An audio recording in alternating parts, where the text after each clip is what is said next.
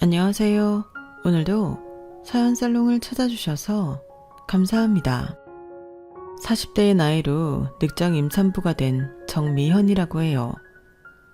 지금껏 제 아이 없이 전 남편의 아이만 믿고 의지하며 내 아이처럼 키워왔어요. 하지만 피 안 섞인 남은 어쩔 수 없이 그냥 남인가 봐요.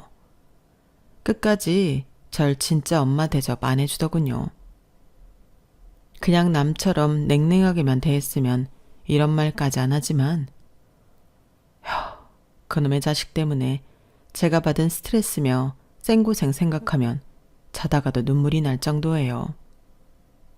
결국 그 녀석에게 시원하게 한 방 날려주고 더 이상 평생 얼굴 보지 말고 살자 했죠. 그런데 현재 남편과 곧 태어날 아이 초음파 보러 갔다가 전 남편의 아들의 비참한 모습을 목격하고 말았네요. 그저 사필귀정이라는 말밖엔 떠오르지 않습니다. 머리는 꽤 좋은 녀석이었는데 남 돈 뜯어낼 생각만 하던 놈이었으니 벌받은 거죠 뭐. 제가 전 남편과 전 남편의 아들놈에게 받은 배신의 상처는 실로 어마어마해요. 여러분, 가만히 있으면 가만히인 줄 알고 헌신만 하면 헌신짝 된다고 하잖아요. 그거 다 맞는 말이에요. 아무리 내 자식, 내 남편, 내 가족이라도 너무 일방적인 희생만 하고 사시지 마세요. 내 희생과 고생을 누가 엄청 알아주고 고마워할 것 같죠? 천만의 말씀이에요. 고마워하기는커녕 아주 당연한 줄 알고 계속 바라더군요. 제 못난 면만 들춰내서 무시하기 바쁘고요. 물론 좋은 가족들, 선한 사람들도 많이 있겠지만 적어도 제가 겪은 사람들은 많이들 그렇더라고요. 그동안 얼마나 당한 게 많으면 이렇게 침 튀기며 일장연설을 하냐고요. 제 가엾은 사연을 한번 들어보시면 아마 제 심정을 이해하실 수 있을 거예요. 오늘까지만 이렇게 억울해하고 열받아 할래요. 현재 남편과 갖게 된 소중한 아이가 제 뱃속에서 자라고 있으니 앞으로는 좋은 생각, 예쁜 꽃만 꿔야죠. 적어도 우리 아기에게는 제가 살아온 인생의 발자취 혹은 그림자라도 절대 밟게 하고 싶지 않거든요. 한 여자로서 진짜 기고한 인생을 살아온 내 팔자는 이 정미연에게서 끝내고 싶습니다. 지난 세월 동안 너무나도 바랬던 임신이거든요. 이 나이에 좋은 남자를 만나게 되어 이토록 여유로운 환경에서 재혼을 하게 되고 아기를 다시 갖게 될 줄은 꿈에도 몰랐어요. 박복하게만 살아왔던 제게는 너무 비현실적인 이야기라 언감생심 상상도 못했죠. 지금 어두운 터널을 지나고 계신 분들, 이 터널의 끝은 반드시 밝은 빛이 기다리고 있습니다. 이거 제가 장담할게요. 무조건 삶의 길을 뚜벅뚜벅 걸어 나가세요. 제자리 걸음인 듯 느껴져도 절대 아니더라고요. 무조건 움직이면 그만큼의 긍정적인 변화가 뒤따라오니 절대 포기하지 마시고 행복을 위해 오늘도 힘찬 걸음 하시길 빌어요. 제 사연을 한번 들어보시고 저런 여자도 다시금 행복을 되찾고 살아가는데 나라고 못할 거 뭐 있냐 이렇게 생각하셨으면 해요. 아마 저보다 박복한 사람은 드물 테니까요. 저희 엄마는 저희 동생을 낳다 돌아가셨다고 해요. 저와 제 남동생이 연년생이니 전 당연히 엄마에 대한 기억이 전혀 없어요. 사진을 보고 사람들 이야기를 듣고 우리 엄마가 어떤 사람이었겠구나 추측할 뿐이죠. 그래도 사진 딱 한 장은 남아있더라고요. 너무 가난해서 결혼식은 못 올리고 한복 빌려 입고 아빠와 결혼기념으로 찍었다던 그 사진. 다행히 빡세게 꾸미고 가장 예쁜 모습으로 찍은 듯 하더라고요. 본인이 몇 년 후에 생때 같은 젊음을 뒤로하고 죽을 걸 상상이나 했을까 싶은 마음에 그 사진만 보면 참 짠합니다. 지금 제가 그 사진 속 엄마보다 훨씬 나이가 많네요. 우리 엄마가 아이 낳다가 돌아가셨기에 저도 출산을 앞두고 있는 지금 상당히 긴장이 돼요. 어쨌든 우리 아빠도 상심이 크셨는지 맨날 술독에만 빠져 살다가 제가 4~5살 때쯤 급성 간경화로 한순간에 돌아가시고 말았어요. 그래도 아빠의 모습은 어렴풋이 기억나긴 하지만 그마저도 늘 술 마시는 장면이었죠. 술 마시며 신세 한탄하고 가끔씩 집안 집기 다 때려 부수고 울부짖고 어린 저와 남동생에게 아빠는 그냥 짐승 그 자체였던 것 같아요.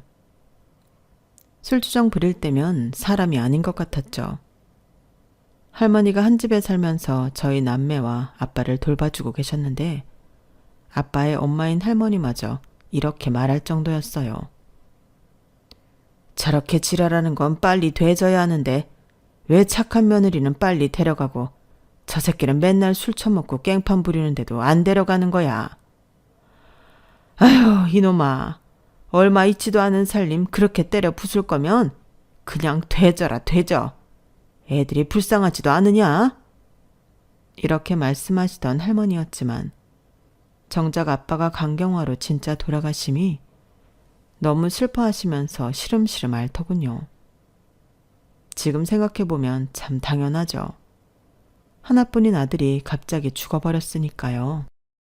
할머니가 우리 남매의 부모님이나 다름없었는데 할머니까지 몸져 누워버리니 저희는 더욱 불안해져만 갔어요. 그렇게 몇 개월을 거의 기어다니다시피 하더니 기어코 사단이 나고 말았죠. 뇌졸중으로 쓰러지신 거예요. 그땐 뇌졸중이란 단어도 몰랐고 마을 사람들이 우리 남매를 불쌍히 여기며 할머니가 중풍으로 쓰러졌다고만 하더군요.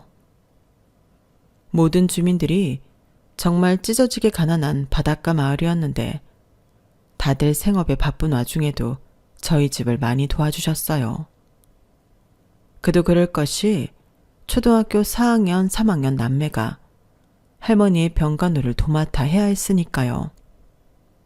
할머니 밥이며 몸 전체를 수건으로 닦아드리는 일, 기저귀 갈아드리고 가끔 병원까지 모시고 가는 일까지 모두 우리 남매의 몫이었죠. 저는 그래도 첫째 딸이라 힘들고 더러워도 꾹 참고 해냈어요.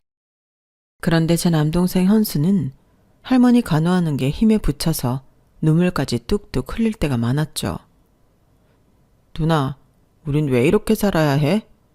아빠 살아계실 땐 맨날 공포 속에 떨며 살다가 이젠 할머니 똥까지 치워야 하고 다른 애들은 엄마 아빠가 차려주는 따뜻한 밥 먹고 학교만 잘 다니는데 다 돈이 문제야. 그치? 다 돈이 문제라고. 헌수야, 힘들면 누나가 다 할게. 넌 좀 쉬어.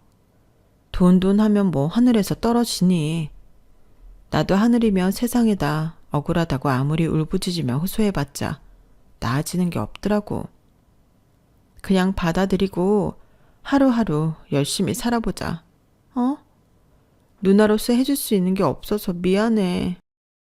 이게 바로 우리 남매 초등학교 때의 대화였어요. 다른 아이들은 바비 인형의 로봇, 미니카 장난감들 갖고 놀 때 우린 매일매일의 생계를 걱정해야 했죠. 게다가 할머니까지 떡하니 병들어 누워 계시니 심적, 물리적 고생이 배가 됐어요. 제가 배 타고 물고기를 잡는 집들의 잡일들을 도맡아서 해온 품삯으로 그나마 입에 풀칠할 수 있었어요. 그동안 할머니를 보는 몫은 오로지 내 남동생의 것이었죠. 저희가 고생하는 걸 보고 동네에서 가족 없이 홀로 지내던 철순 오빠가 걱정을 해주더군요. 미연이랑 헌수가 고생이 많다. 특히 누나인 미연이를 보면 천의 고아인 나보다 더 힘들게 사는 것 같아. 중풍 걸려 아무것도 못하시는 할머니까지 간호해야 하니 참. 뭐 힘든 거 있으면 말해. 내가 최대한 도와줄게. 아니야. 오빠, 가족 없이 혼자 사는 오빠가 힘들지. 내가 힘들 게 뭐가 있어. 말이라도 그렇게 해줘서 고마워. 말은 그렇게 했지만 곧 철순 오빠의 도움을 받을 일이 생겨나고 말았어요. 제 동생 헌수가 쪽지만 한 장 남기고 사라져버린 거였죠. 누나, 정말 미안해. 지금은 이렇게 내가 도망치지만 언젠간 돈 많이 벌어서 누나 꼭 호강시켜 줄게. 사는 게 아니야. 두고 봐. 내가 꼭 성공할 거야. 미안해, 누나. 그나마 믿고 의지하며 살던 내 혈육이 떠나버렸다는 게 너무 슬펐어요.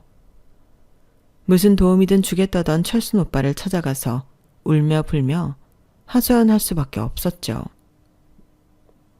철순 오빠, 헌수가 쪽지 한 장 남겨놓고 집을 나가버렸어. 이제 난 어떻게 살아. 동생이라도 있으니 이 악물고 버텼는데 너무 힘들어. 나도 어디론가 도망가버리고 싶다고. 가끔 원양어선을 타며 생계를 유지하던 철순 오빠는 열일 다 제쳐두고 제 동생 헌수를 찾아 나섰어요.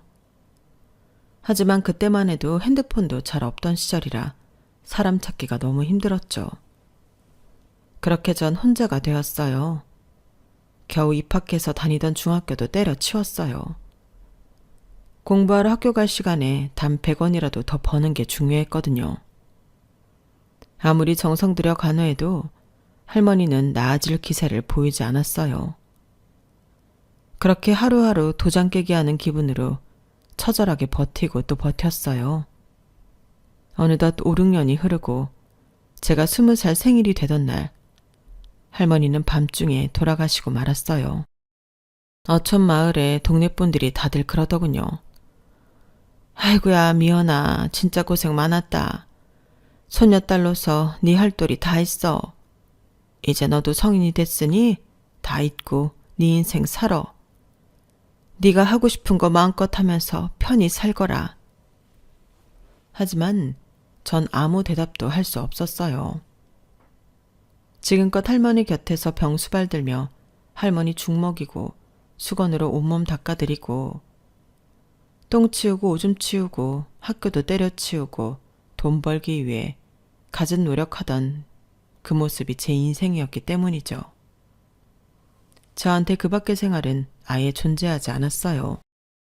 제 온몸을 다 갈아 넣은 탓에 20살의 제 건강은 말이 아니었고 제게 남은 건 아무것도 없었죠. 다 쓰러져가는 집이 있긴 했으나 부동산에 내놔도 아무도 거들떠보지 않았어요. 더 이상 할머니 간병을 안 해도 되니 내가 해야 할 일은 줄었지만 오히려 가슴 한가운데가 뻥 뚫린 것 같았어요. 조상 대대로 살아오던 그 어촌 마을이 괜히 꼴도 보기 싫어졌어요. 모든 걸 다 바꿔버리고만 싶었죠. 그땐 내가 미쳤나 싶었지만 지금 생각해보면 번아웃 증상이었던 것 같아요. 다 쓰러져가는 빈집을 어촌 마을에 버려두고 전 그동안 야금야금 모아놨던 돈이 든 통장을 신주단지 모시듯 품에 안고 서울로 떠났어요. 단 한 번 가보지 못한 서울에 대한 동경이 있었거든요.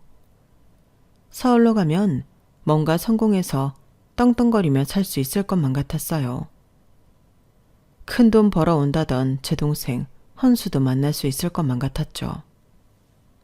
한 번도 가본 적 없는 미지의 세상이니 서울이 무슨 우리 어촌 마을 정도의 크기인 줄 알았어요. 그런데 직접 서울에 와서 목격하니 마치 무법천지같이 느껴지더군요. 자동차와 오토바이는 또 왜 그리 쌩쌩 달리던지 굉음이 무서울 정도였죠. 맨 처음 한 일이 핸드폰 개통이었어요. 그때 당시 스마트폰은 아니었지만 핸드폰을 처음 만져보니 신기해 죽겠더라고요. 고시원의 털을 잡고는 철순 오빠에게 전화했어요. 철순 오빠, 나야 미연이. 서울 와서 남대문 갈치집에서 일하기로 했어. 얼굴 반반한 아가씨라고 뽑아주겠대. 어촌마을 지겨워 해산물은 거들떠보지도 않으려 했는데 결국 또 갈치집에서 일하게 됐네. 전 처음 하는 서울살이에 들떠서 웃으며 전화했지만 철순 오빠의 목소리는 좀 이상했어요. 우는 것 같더군요. 이 바보야, 너 서울 가니까 그렇게 좋으냐? 이 어촌마을에서 평생 널 보며 가깝게 지내는데 이 철순 오빠는 보고 싶지도 않아? 난 너 보고 싶어서 배 타서 고기 잡을 때도 이렇게 엉엉 운단 말이다. 너 어디야? 나도 너 따라 서울 갈란다. 얼른 주소 대. 그토록 용기 있고 카리스마 있던 철순 오빠가 질질 짜는 소리를 들으니 너무 신기할 정도였어요. 귀엽게 느껴지더군요. 그래 오빠 서울로 와. 여기 우리처럼 못 배우고 돈 없는 사람들이 할 수 있는 일거리 엄청 많다. 평생 친오빠처럼 여기며 살아왔는데 타지에서 오빠의 애정 섞인 투정을 들으니 뭔가 다른 감정이 들기도 했어요. 철순 오빠가 서울로 짐 싸서 오는 순간부터 우린 사실상 부부가 되고 말았죠 뭐. 서울역에서 몇 달 만에 오빠를 보는 순간 껴안고 뽀뽀하고 다 했거든요. 그 전까진 손 한 번 안 잡았는데 말이죠. 우린 너무 쉽게 커플이 되었고 바로 함께 동거할 집을 구했어요. 고시원에서 적어도 몇 년은 버텨야겠다고 생각했었는데 계획을 변경하여 반지하 사글세 방을 얻어 신혼집으로 꾸미고 혼인신고도 했어요.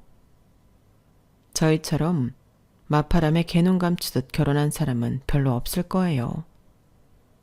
눈 떠보니 달콤한 신혼생활을 즐기고 있었죠. 세상에 다른 가족도 없이 우리 둘뿐이니 우리 부부는 둘 다 아이를 많이 낳아 다복한 가정을 꾸리고 싶어 했어요. 그런데 생각만큼 임신이 잘 안 되더라고요. 남편은 남대문에서 원단을 떼다 트럭으로 배달하는 일을 했어요. 10대 때부터 먹고 살기 위해 배에 타던 그였지만 서울에 와서는 다른 일을 해보고자 열심히 노력했죠. 대한민국 사람이라면 다 그렇듯이 번듯한 집 한 채 사는 게 우리 부부의 꿈이었어요. 아직 아기도 없겠다. 우리 둘이 열심히 하면 티끌 모아 태산을 만들 수 있다고 생각했어요. 적어도 그땐 지금처럼 집값이 비싸지 않을 때였거든요. 요즘 서울 아파트값 보면 한숨이 절로 나요. 한 20년 전이었던 그때 영끌에 영끌을 해서 괜찮은 아파트 하나 사놨다면 지금쯤 팍 올라있을 텐데 말이죠. 저랑 같은 생각하시는 분들 많을 거예요. 어쨌든 그때 당시 둘 다 눈코 뜰 새 없이 바쁘게 일했기에 몸은 고단했지만 집에 오면 서로 기댈 수 있는 가족이 있어서 너무 좋았어요. 한동안 중풍으로 쓰러져 의사소통도 잘 되지 않던 할머니와 단둘이 있을 땐 솔직히 미래가 그려지지도 않았거든요. 남편과 함께 있으니 마치 내가 탄탄대로를 걷는 것만 같았죠. 몇 년이 지나서야 뱃속에 아기가 들어섰어요. 극초기에 피가 계속 비쳐서 남편과 저 모두 안절부절 못했죠. 안 되겠다 미연아. 그냥 당분간 일 그만두고 집에만 가만히 있어. 내가 2배로 뛰어서 열심히 돈 벌게. 저녁 타임에 원단 공장에서 지방으로 배달 가는 거 추가로 하면 그래도 야근 수당 쏠쏠이 쳐준다고 하더라고. 뭐? 안 돼 여보. 새벽부터 일하고 또 밤까지 일을 또 하겠다고? 절대 안 돼. 그냥 우리 아기 조금 클 때까진 원룸에서 계속 지내도 되니까 너무 돈에 연연하지 말자고. 어? 남편은 대충 알았다고 하면서도 절대 포기할 사람이 아니었어요. 기어코 새벽부터 밤까지 두 탕을 뛰더군요. 그러다가 사단이 나고 말았죠. 밤에 갑자기 제 핸드폰으로 전화가 왔어요. 뭔가 느낌이 쎄했어요. 남편이 일하는 원단 공장의 사장님 전화였어요. 재수씨, 지금 TV 켜봐요. 철순이가 타던 트럭이 터널 안에서 전복돼서 몇 중 추돌라고 불도 나고 난리도 아니에요. 철순이는 119 타고 병원으로 바로 이송됐는데 에휴 어쩌나. 이미 지금 재수씨 임신 중이죠? 내 입이 안 떨어져서 말을 못하겠네. 어쨌든 후딱 병원으로 와봐야겠어요. 그렇게 내 남편이 어떻게 된 건지 제대로 듣지도 못하고 택시 잡아 타고 병원으로 향했어요. 서울 외곽으로 향하던 택시길이 얼마나 멀게 느껴지던지 기사 아저씨를 마구 재촉해댔죠. 미친년처럼 택시에서 울부짖었어요. 너무 두려웠죠. 우리 남편이 어떻게 됐을까 봐요. 하지만 걱정은 제 현실이 돼버렸더군요. 이미 내 남편은 저 세상 사람이었죠.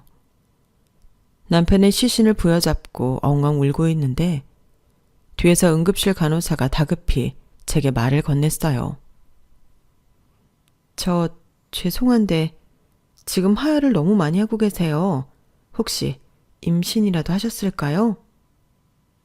하도 제정신이 아니어서 하얀색 잠옷을 입고 그대로 응급실에 왔는데 제 파자마 하의가 빨갛게 물들다 못해 피가 뚝뚝 떨어지고 있더라고요. 저도 모르게 소리를 지르고 말았죠. 졸지에 제가 응급실 진료를 받게 되었어요.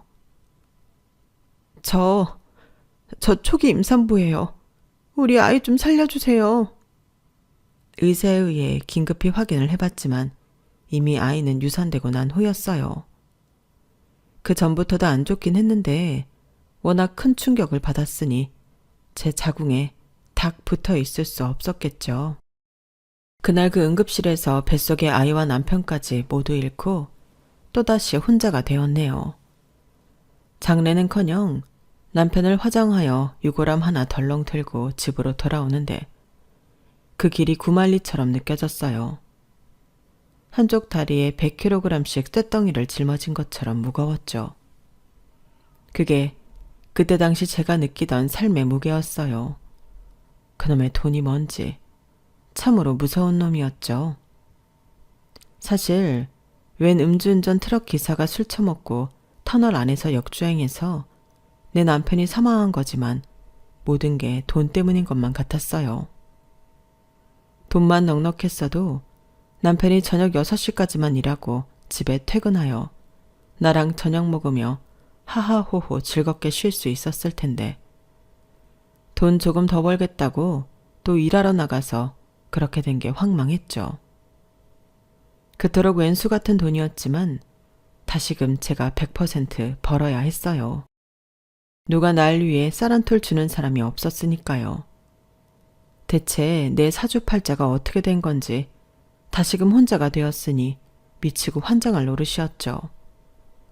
전 남대문에 가서 그곳에서 찾을 수 있는 일자리를 모조리 찾아 하겠다고 했어요.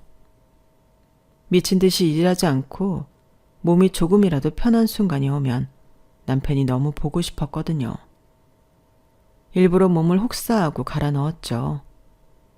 남대문 바닥에서 흐리멍텅한 눈빛을 하고 좀비처럼 일하고 있던 절 보고는 남편이 일했던 원단 공장 사장님께서 제안을 했어요. 재수씨, 남대문에서 재수씨 모르는 사람이 없더라고. 웬 젊은 여자가 저승사자 눈빛을 하고는 하루 종일 죽어라 남대문 바닥 쓸며 일하고 댕긴다고 말야. 남편 죽고 딱 해서 그냥 두고 볼 수만은 없네 그려. 우리가 직영으로 운영하는 소매 가게가 하나 있어요. 거기 원단 공장에서 일반 소비자들한테 파는 거지. 그 가게 하나 맡아서 해봐요. 내가 월급 두둑히 줄 테니 다른 일 다 접어요. 딱 저녁 먹기 전까지만 일하고 집에 들어가서 쉬란 말이야. 제발 좀. 원단 공장 사장님 말씀처럼 하지 않으면 죽을 것 같았어요. 내 몸이 더 이상 버틸 수 없을 정도로 모든 기능이 약해져 있었거든요. 그 제안을 감사히 받고는 원단을 떼어다 파는 일을 했어요. 남편이 남대문 시장에서 워낙 성실히 일해왔고 인상이 좋았어서 많은 상인들이 과부인 절 불쌍히 여기고 잘해줬어요. 그중 한 약국의 약사님도 포함되어 있었죠. 원단 가게 사장님, 아직 퇴근 안 하셨네요. 비타민 배달 왔습니다.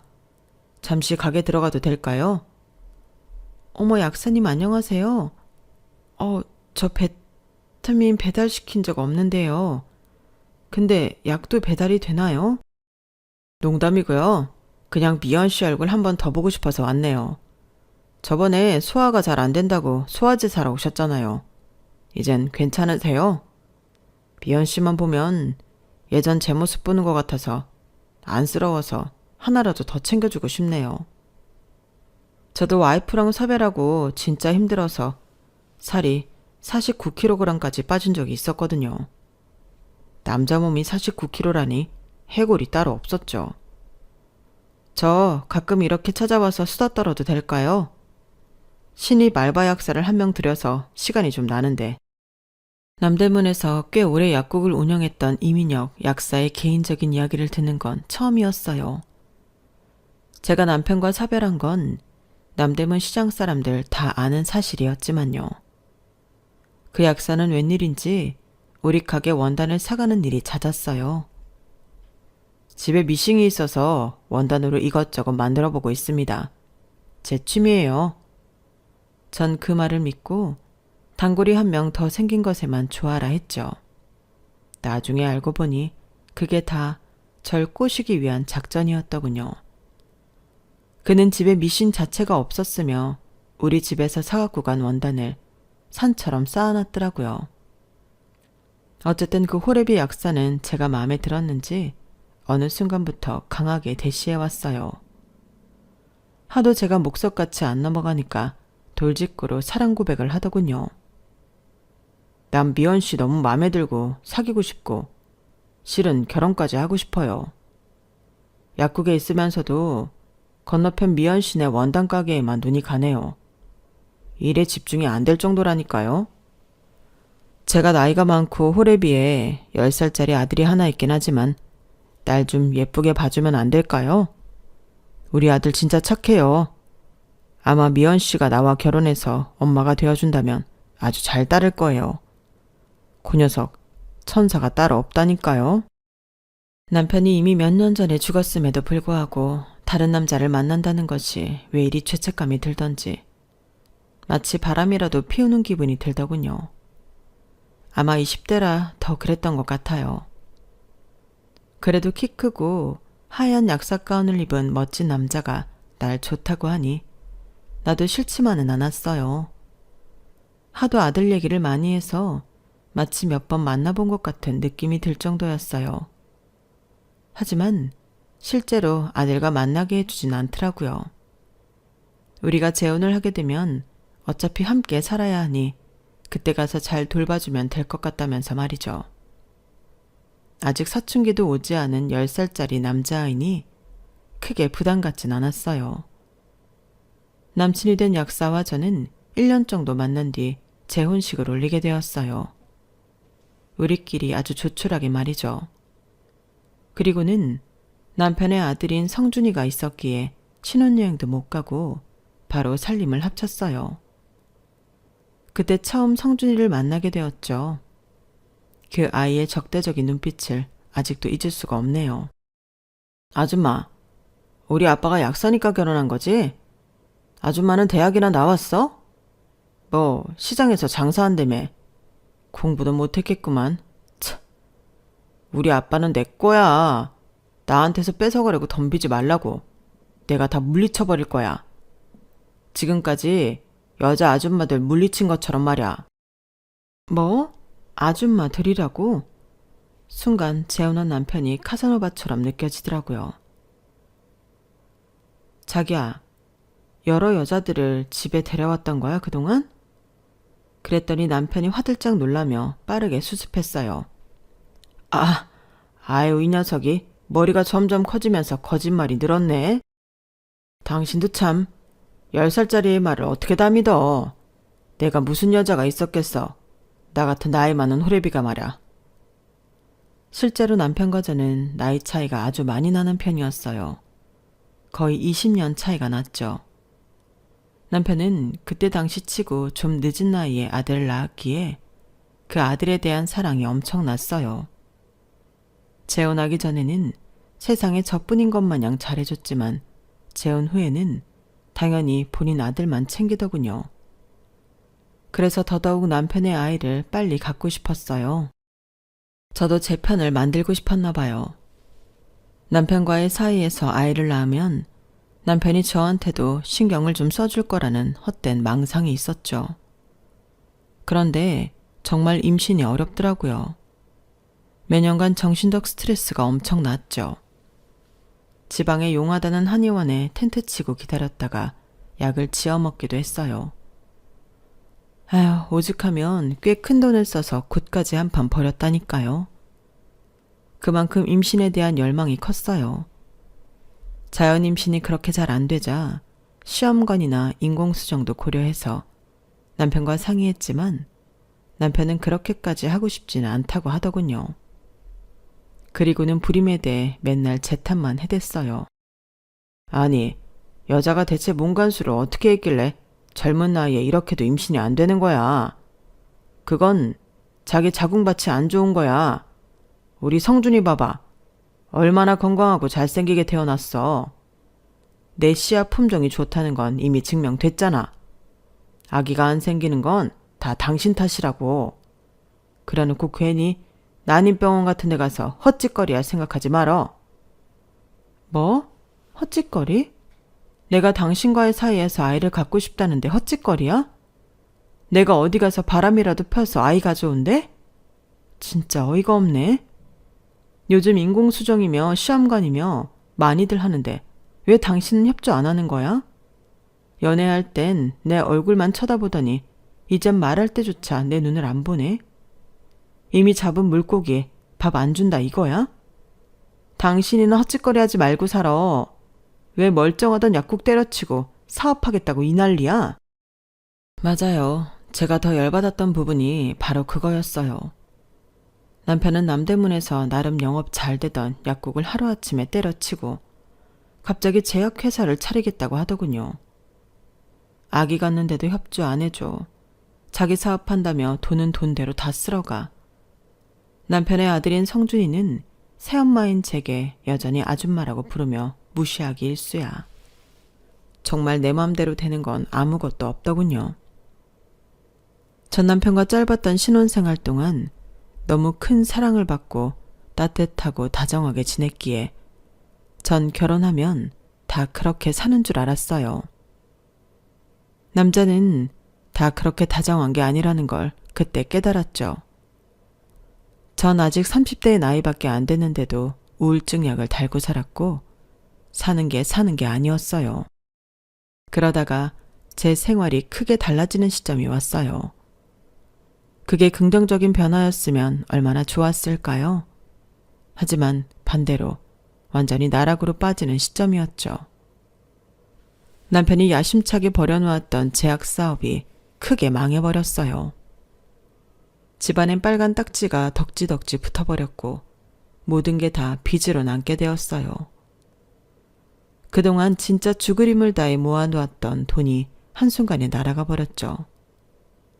남편 돈은 물론이고 제 돈까지 싹 다 말이죠. 저와 남편 성준이 우리 세 식구는 1.5룸의 지하 월세방으로 쫓겨났어요. 불행이 올 때는 한꺼번에 쏟아지나 봐요. 설상가상으로 남편이 이 모든 것에 충격을 받고 쓰러지고 말았어요. 수개월의 병원 치료 후 퇴원을 하였고 반신불수가 되어 집안에 누워있을 수밖에 없는 신세가 되었죠. 제가 어촌마을에서 중풍 걸린 할머니 병수발 들 때가 오버랩 되더군요. 어떻게 이렇게 똑같은 일이 또다시 일어나는지 하늘이 무심했죠. 그 난리통의 수험생이었던 성준이는 지랄 맞은 성질을 제게 부려댔어요. 남편 똥기저귀 갈아주는 것보다 성준이의 감정 쓰레기통 역할을 하는 게 더욱 힘들었어요. 아줌마, 다 아줌마 때문에 이렇게 된 거야. 재수없는 아줌마가 우리 집에 들어와서 아빠 잡아먹은 거라고. 나 서울대 못 가면 아줌마가 책임질 거야? 한창 공부해야 할 시기에 이게 다 뭐야? 잘 살던 우리 집이 왜 이렇게 된 거냐고? 다 아줌마 탓이니까 아줌마가 책임져. 전 너무 열받아서 단단히 교육시켜야겠다 다짐했죠. 야 성준아, 입은 삐뚤어졌어도 말은 바로 해라. 무슨 막장 드라마에서 들은 대사를 나한테 쏘아붙이는 거냐? 내가 무슨 니네 아빠를 잡아먹어. 내 인생을 니네 아빠가 이렇게 만든 거지. 지금까지 너랑 니네 아빠 뒷바라지하느라 원단 가게에서 손이 다 부르트도록 일했는데 내 돈까지 다 뺏겼다. 이 상황에서 네가 더 억울하겠니? 내가 더 억울하겠니? 서울대를 가든 지잡대를 가든 네 탓이지. 새엄마한테 말버릇이 그게 뭐냐? 얼른 가서 공부나 해. 아님 네 아빠 똥개저기 네가 갈아주든가.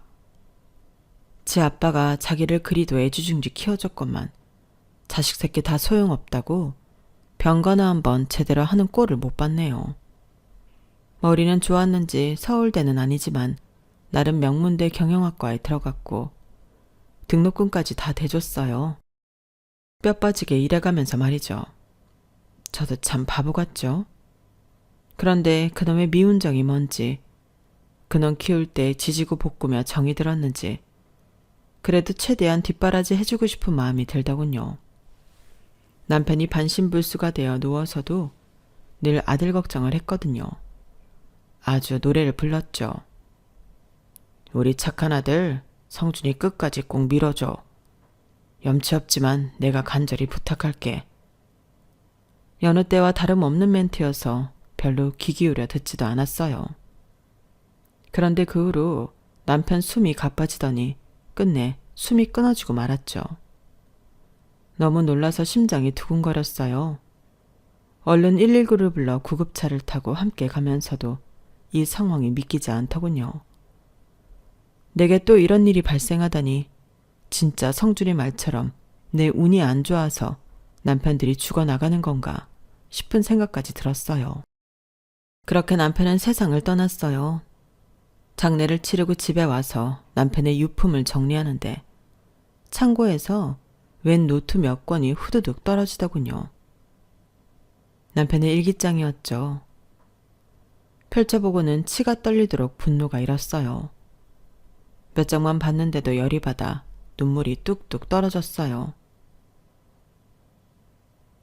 난 이미 애진작에 공장문 닫았는데 미연이가 자꾸 애가 짜고 난리쳐서 짜증난다. 나에게 자식은 우리 성준이 한 명뿐이다. 지금 와이프와의 사이에서 또 다른 자식을 갖고 싶진 않다. 그럼 우리 성준이에게 오롯이 주던 사랑을 나눠줘야 하는데 그건 죽기보다 싫다. 전 혼자 방구석에서 마구 소리쳤어요. 그래, 넌 죽어도 싸다 이 미친 인간아. 그동안 나보고 애 못 낳는 여자라고 구박한 건 뭐냐? 왜 나랑 결혼하자고 해서 날 이렇게 괴롭고 비참하게 만드냐고. 왜? 전 더 이상 성준이도 보고 싶지 않았어요. 그놈에게도 더 이상 연락하지 말라고 통보했죠. 그랬더니 웬일인지 다정한 얼굴을 하며 집에 찾아오더군요. 평생 처음 보는 성준이 얼굴이었죠. 엄마, 이제 엄마라고 부를게요. 실은 저 로스쿨 들어가려고요. 제가 장학금 받을 점수는 안 돼서 등록금 다 내고 다녀야 할 것 같은데 엄마가 좀 대주시면 안 될까요? 제발 부탁드려요. 네? 제가 법조인 되면 엄마한테 진짜 잘하면서 살게요. 돈 좀 대주세요. 제발요. 세상에 태어나서 처음 엄마 소리를 들으니 소름이 끼쳤어요. 그토록 듣고 싶고 대고 싶던 엄마인데 성준이한테서 그 소리를 들으니 기분이 엄청나게 이상하더라고요. 내 뒤통수를 3개 때리고 사망한 남편의 자식이었지만 바보같이 그 아이까지 완전히 저버리긴 힘들었어요. 그 후로 돈이 필요할 때만 엄마 하며 잘 따르더군요. 몇십 년간 해온 일이 원단 가게였으니 계속 가게를 운영하며 제 앞가림은 할 수 있었어요. 어느덧 제 나이 40대로 접어든 어느 날 가게로 손님이 왔어요. 안녕하세요. 저희 집이 펜트하우스라 층고가 워낙 높아서 커튼 좀 맞추러 왔는데 원단 패턴 좀 볼 수 있을까요? 그런데 그 남자 손님의 목소리와 얼굴을 확인하자 너무 놀라고 말았어요. 바로 수십 년 전 집을 나간 내 남동생 헌수였던 거예요. 너무 오랜 시간이 흘렀지만 내 동생의 말투와 목소리, 얼굴을 단박에 알아차릴 수 있었어요. 내 하나뿐인 혈육이니까요. 헌수야, 너 헌수 맞지? 누나야, 누나. 알아보겠어, 나? 누나? 미연이 누나? 누나, 미안해. 너무 보고 싶고 찾고 싶었어.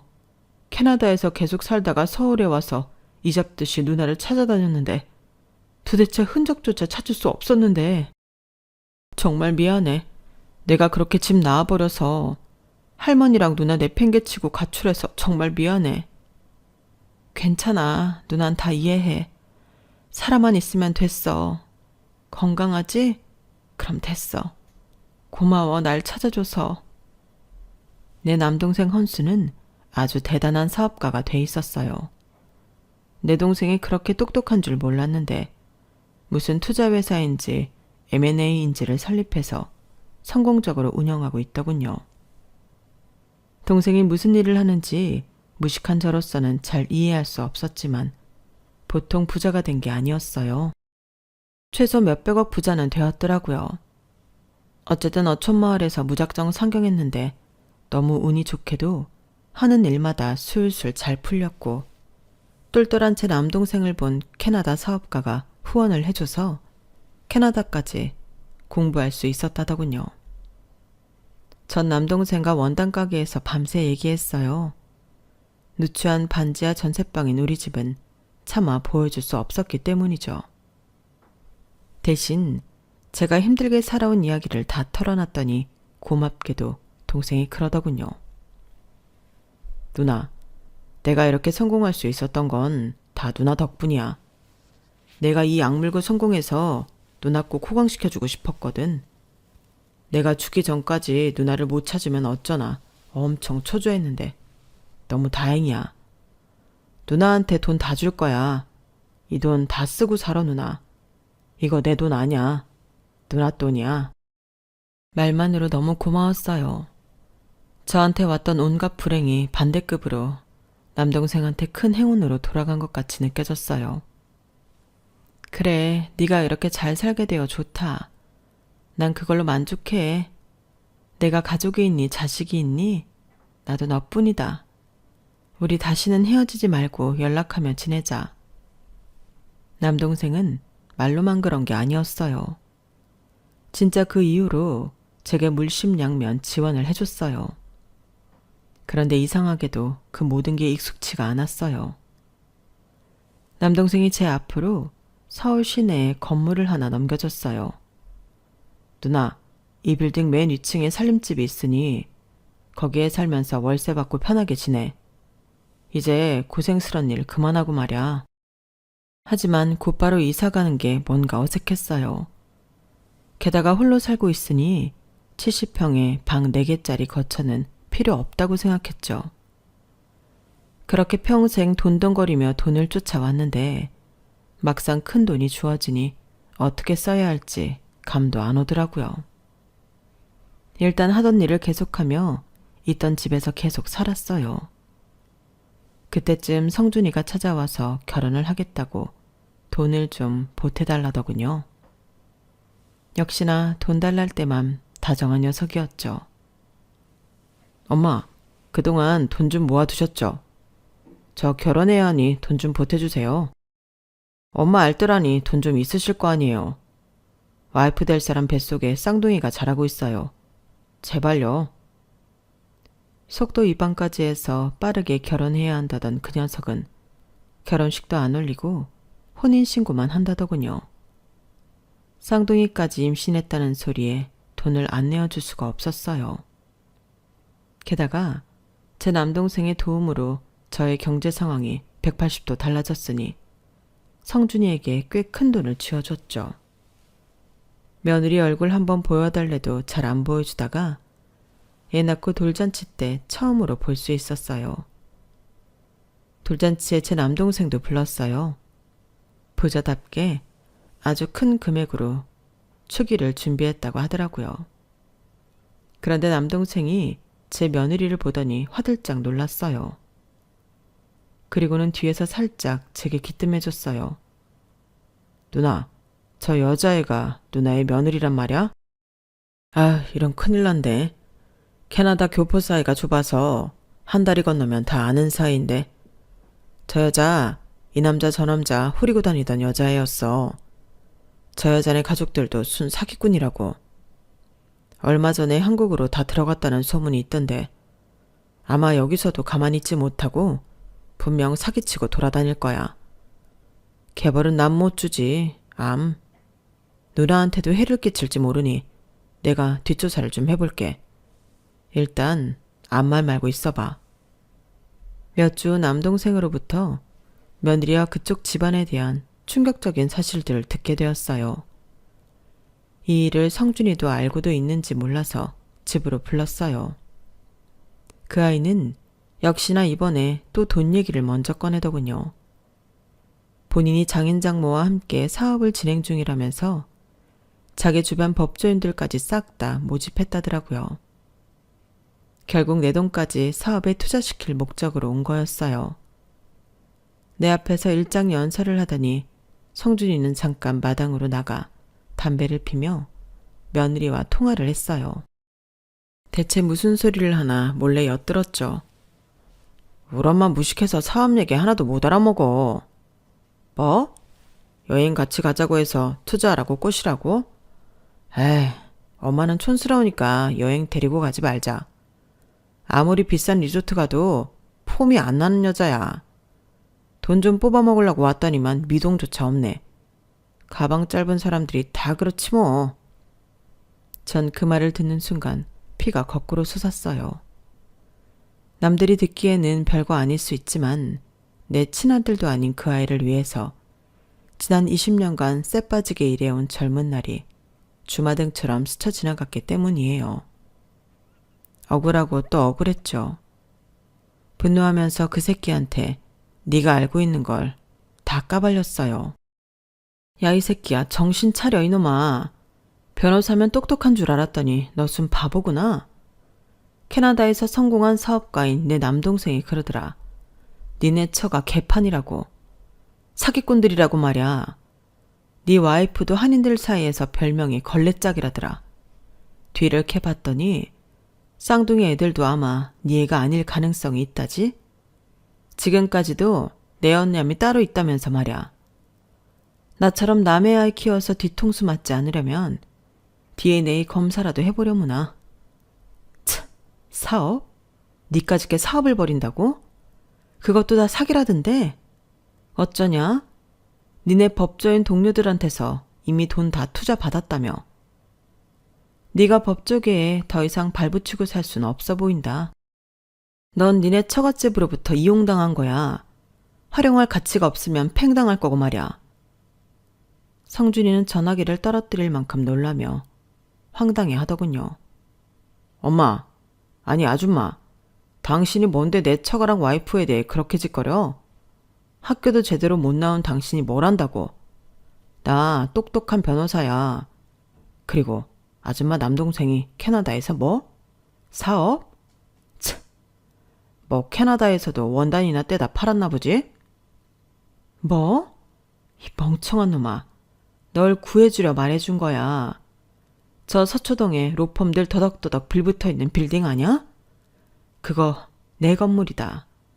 요즘 월세 못 내서 쩔쩔매는 법조인들도 많더라. 너 꼭 그 꼴 나길 바란다. 앞으로 살면서 네 얼굴 보고 싶지 않으니 썩 꺼지거라. 전 남편 아들과 연을 끊어버리니 속이 다 시원했어요. 그 후로 세상 사람들에게 무시당하는 가난이 구질구질하게 느껴져 남동생 말대로 강남 빌딩 맨 2층으로 이사해 살았어요.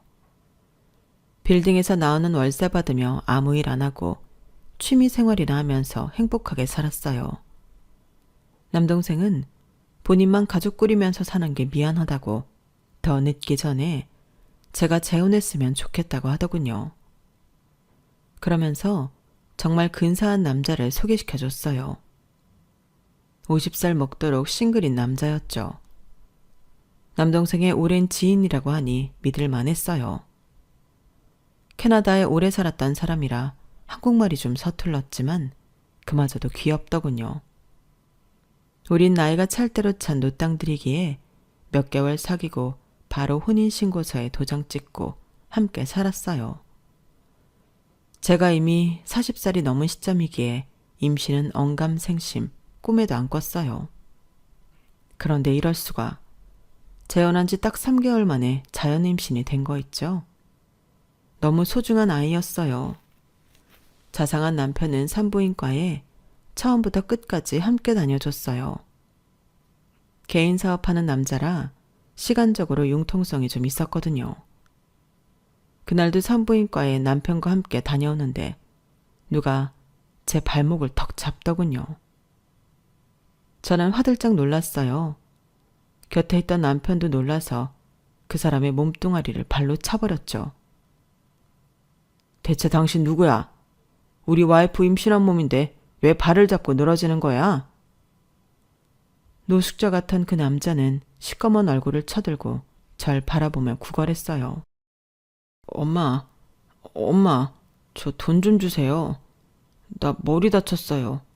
이상해졌어요. 돈 없어요. 배고파요. 자세히 봤더니 바로 성준이었어요. 변호사 된 뒤로는 늘 양복만 입고 다니더니 날도 추운데 웬 거적대기만 걸쳤더군요. 야, 너 어떻게 된 거야? 왜 거지가 다 됐어? 성준이는 제대로 대답도 못하더군요. 이상한 맘에 경찰을 불렀어요. 성준이의 신원조회를 끝내자 경찰서로 복지관에서 일하는 직원이 달려왔어요. 성준이 새엄마 되신다고요? 제가 아는 스토리는 이래요. 성준이가 결혼했던 와이프가 낳은 쌍둥이들이 다른 남자의 아이였다고 해요. 1차적으로 거기에 큰 충격을 받았다네요. 또 처가 식구들이 성준이 주변 법조인들에게 투자받은 돈을 다 들고 캐나다로 도망갔다고 해요. 그 일로 인해 정신이 피폐해지고 뇌출혈로 인해 지능까지 좀 낮아지면서 변호사 일도 더 이상 못하게 되면서 길거리에 나앉게 됐죠. 모든 돈을 다 와이프 쪽에서 뺏어갔거든요. 그렇게 성준이는 그야말로 상거지가 되었더군요. 본인의 잘못된 선택으로 나락에 빠졌지만 한때 가족이었던 입장으로 불쌍하긴 했어요. 남편과 상의하에 복지관에 적은 돈이지만 매당 소적의 금액을 지불하기로 했어요. 그 아이도 최소한 먹고는 살아야 했으니까요. 여기까지가 최근의 일이었네요. 정말 숨고를 틈 없이 빡빡한 인생이었죠. 이젠 제발 평탄한 인생을 살고 싶어요. 뱃속에 우리 아가도 평화롭게 태어나기를 기원해 봅니다. 노산 중의 노산인 저의 순산을 빌어주시면 감사하겠습니다. 그저 밤에 자려고 누울 때 마음에 걸리는 게 없는 평범한 날들이 최고인 것 같아요. 별일 없이 평온하게 사는 삶을 영위하시길 바랄게요. 지금까지 길고 긴 저의 인생사에 함께 해주셔서 감사합니다. 건강하세요. 여러분, 사연 댓글에 응원과 현명한 조언 부탁드려요. 좋아요와 구독은 저에게 큰 힘이 됩니다. 오늘도 좋은 일 가득하세요.